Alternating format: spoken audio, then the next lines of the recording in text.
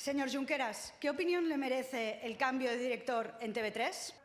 Iba con intencionalidad. Lástima que haya respuesto la señora Munté.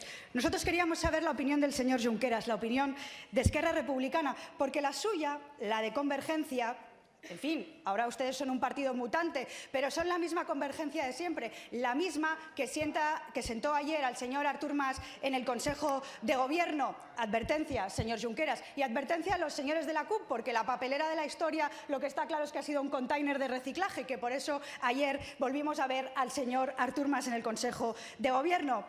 Lo sabíamos, porque la dijo el portavoz de Convergencia en la Comisión de los Medios Audiovisuales. No le gustaba el anterior director de TV3, no le gustaba nada. No le gustaba porque ya nos extrañaba a nosotros que saliera tanto el caso Palau en TV3.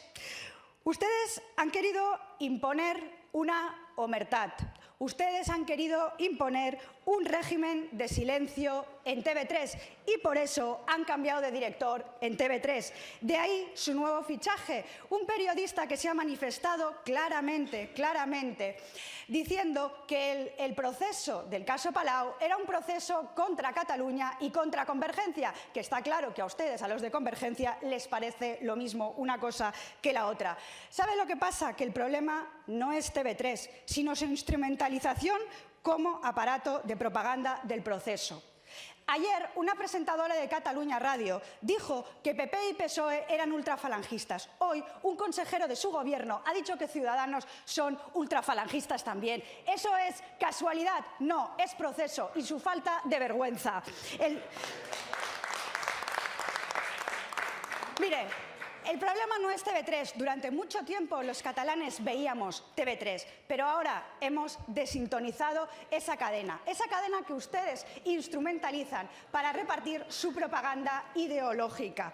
Los grandes olvidados de TV3, ese podría ser un programa que hiciera el nuevo director de TV3. Esos mismos olvidados, esos mismos ausentes a los que no cuenta el Gobierno de la Generalitat. Desde luego, agradeceríamos al nuevo director de TV3 que, aparte de hacer la propaganda del proceso, que aparte de cubrirles a ustedes las vergüenzas del caso Palau en TV3, también tuviera en cuenta esa pluralidad que es Cataluña y que si desde luego sintonizaran con ella, las cosas nos irían muchísimo mejor.